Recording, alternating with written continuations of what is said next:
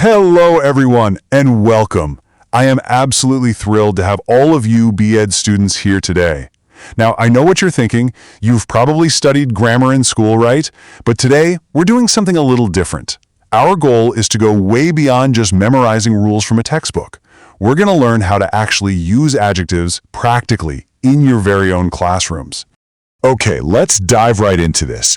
For our agenda today, we've got our welcome and goals, a look at what an adjective actually is, using adjectives in the classroom, the 4 types of adjectives, some common errors and teaching tips, and finally, we'll wrap up with some practice, a summary, and your assignment. Starting with our welcome and lesson goals. You know, learning a language takes time, so please be patient with yourselves. I'm right here to guide you step by step. By the end of our time today, you'll be able to identify adjectives in sentences, use them naturally when you're speaking, describe everyday classroom situations, avoid some really common language mistakes, and use descriptive language while teaching. And hey, just between you and me, mastering these simple skills will absolutely help you speak English so much more confidently during your teaching practice. Let's start with a quick warm-up.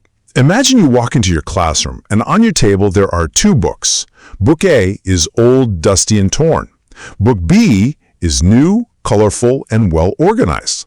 Which book would you like to use? Well, most of you are probably thinking, I'd like to use the new book, of course. But why? It's because the word new tells us something helpful. Simple words में adjective किसी noun के बारे में extra information देता है. It tells us more about the object.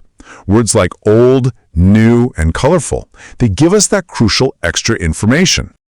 Now, what's really interesting is how we formally define this idea. So let's look at exactly what an adjective is. Let's read this definition clearly together. An adjective is a word that gives more information about a noun or a pronoun by telling us what kind, which one, whose, or how many. ये हमें बताता है कि चीज कैसी है, कौन सी है, किसकी है या कितनी है. Very simple, right?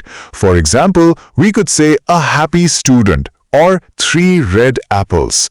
Now, wherever you're sitting right now, please repeat this word aloud after me. Adjective. Great job! To see why these words matter so much, let's compare 2 sentences. Our plain sentence says, the student answered the question. Now, this is perfectly correct English, but can you picture the student? Probably not.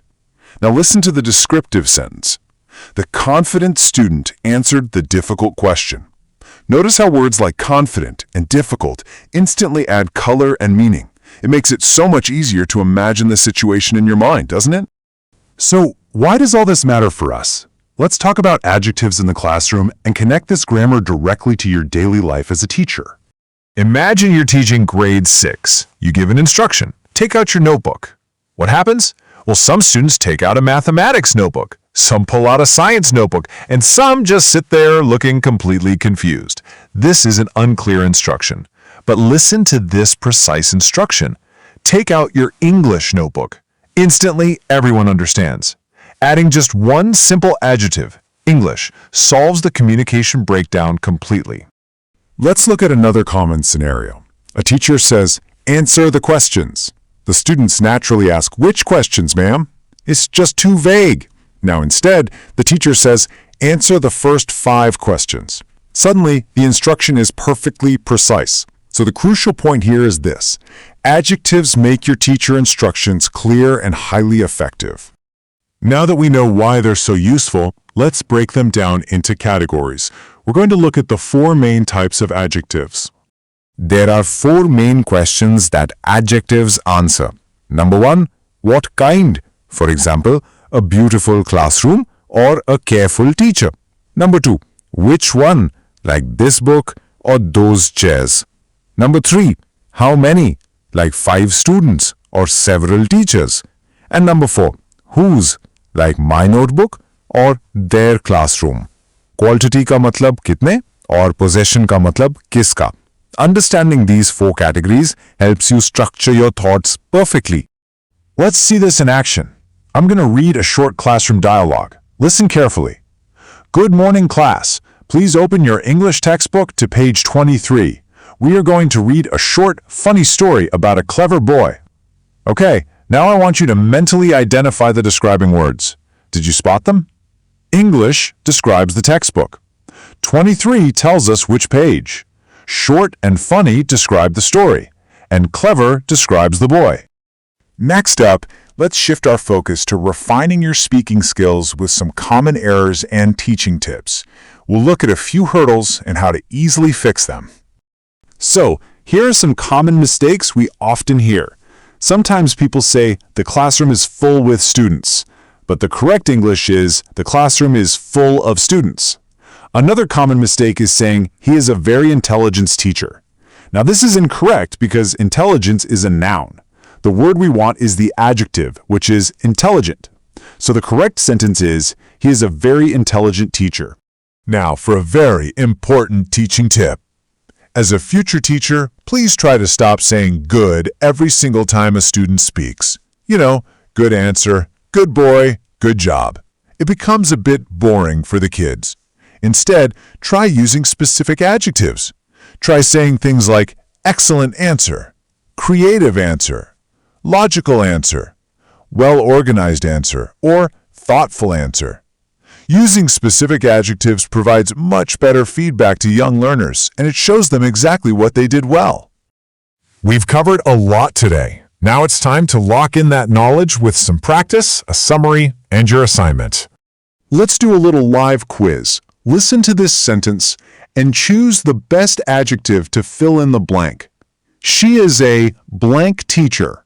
Is it A, teach, B, teaching, or C, patient? I'll give you a second to think.